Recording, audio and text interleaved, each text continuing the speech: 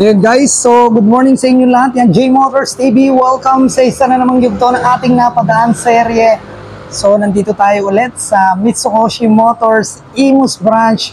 So meron tayong ipiplex na unit mula sa SYM Cruisim 400cc.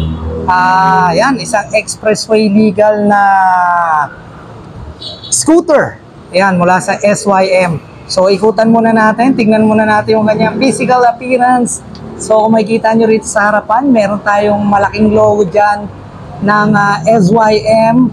Then nakadalawang projector tayo na ilaw, no? So pagdating dito, meron tayong daytime running light. Yan, kung makikita nyo. Then equipped din ito syempre ng TCS. Okay, then naka-ABS tayo dyan.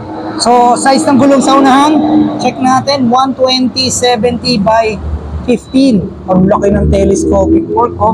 Grabe. Okay, so 400cc. Ito, may emblem tayo dyan na 400cc. So, isang quick walk-around review lang muna tayo rito. So, nandito yung kanyang turning signal, guys. Ito. Ayan, so nasa side mirror, no, nakalagay. Then, meron tayong windshield dyan. Pagdating naman dito, syempre, ang laki ng kanyang panel. Kung hindi ako nagkakamali, meron tayong 7-inch na LCD panel dyan. Meron tayo ditong logo ng SYM. Then, syempre, naka-keyless tayo dyan. Equipped yan, guys, no? Nung nabanggit ko kanina ng traction control. Then, yung kanyang upuan, syempre, sobrang laki. Naka-camel back seat tayo dyan. Then, dito yung kanyang lagayan ng gas. Okay? So, guys, pasensya na kayo, no? Medyo maingay.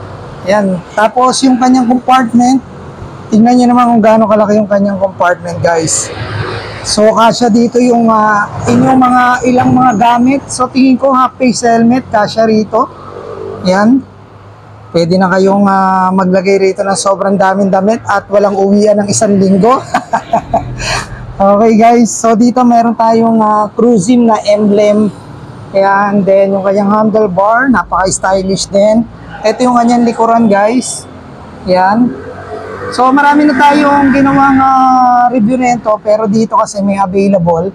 Kaya ipiplex na rin natin para makita ng mga taga-Imus na meron dito sa Mitsukoshi Imus branch na available na Cruisim 400cc. So, ito yung kanyang suspension. So, naka-single, naka-dual suspension tayo dyan. Siyempre, laki ng suspension yan. Gawa ng 400cc yan, siyempre. Okay, so ang size ng gulong sa ulian, check natin. 160/60 R14. Yan, okay. So dito tayo, bandang side dito. So ito yung kanyang muffler. So very stylish naman. So ang laki ng ano niya, no? Grabe, ang ganda ng forma na itong scooter na to. Yan, 400cc. Mula sa SYM. Tingin ko dito may mga packet pa yan dito eh. Yan. Ayan, oh, may mga packet pa rito. Okay. So, malalim din. Oh, ang lalim. Grabe. Kasyang-kasya ang 3 cellphone. Okay. So, dito sa kabila, check natin. Yan. Okay. Dito rin sa kabila. Oh, ang lalim din. Lalim din ang kanyang packet. So, 2 packet, no? Ayan, guys. So, SYM Cruisim 400cc available dito sa Mitsukoshi Imus branch. So, guys, 399cc to be exact. Single cylinder, naka-liquid cool tayo dyan. Siyempre, naka-FI. May max power na 25 kilowatts at 6,750 RPM. Then, meron tayong max torque na 37 Newton meter at 5,000 RPM. So, 40 liters yung kanyang tank capacity, guys. So, 7-inch LCD panel. Yun yung sinabi ko kanina.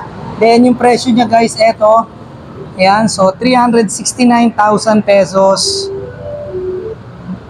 369,000 pesos. Then, 130,000 yung inyong down payment.